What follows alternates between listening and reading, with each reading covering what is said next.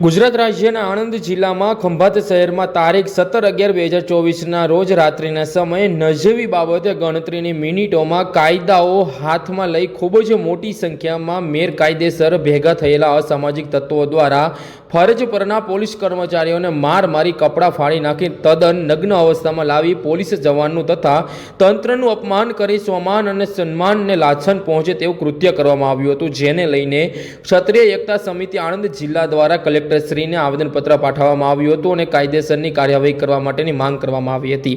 આ સાથે કાયદાની ગરિમામાં સચવાય તેમજ પોલીસ જવાનનું સ્વમાન તેમજ સન્માન જળવાય તે પ્રકારે જે પગલાં ભરવા પડે તે પગલાં ભરી સત્વરે કાયદેસરની કાર્યવાહી હાથ ધરવા માટે કહ્યું હતું અને યોગ્ય કાર્યવાહી જો નહીં કરવામાં આવે તો આગળ ભવિષ્યની અંદર ઉગ્રથી ઉગ્ર આંદોલનની ચીમકી ઉચ્ચારી હતી। મારું નામ અમિતસિંહ સોલંકી છે।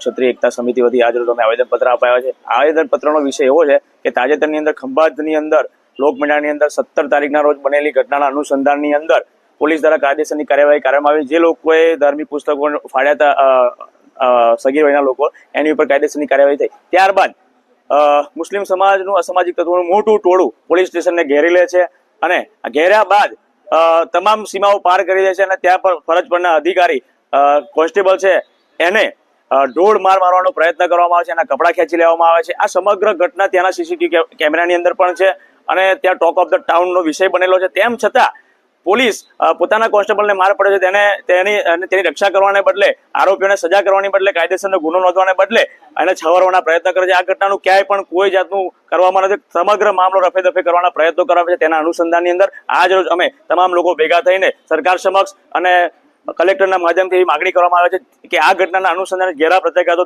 આજુબાજુ પડવાના છે, તો તાત્કાલિક જોડે કાયદો સચવાય અને પોલીસ ઉપર પ્રજાનો વિશ્વાસ બનીને એના હાથે પોલીસ જાતે ફરિયાદી બનીને આ આરોપીઓને પકડે અને એનું રિકન્સ્ટ્રક્શન કરીને પબ્લિક સમક્ષ લાવવામાં આવે। બસ એ જ માંગ સાથે, અને જો આ માંગ નહીં થાય તો આવનારા સમયની અંદર અમે સમગ્ર હિન્દુ સમાજ સાથે ખંભાત બંધનું એલાન આપીશું।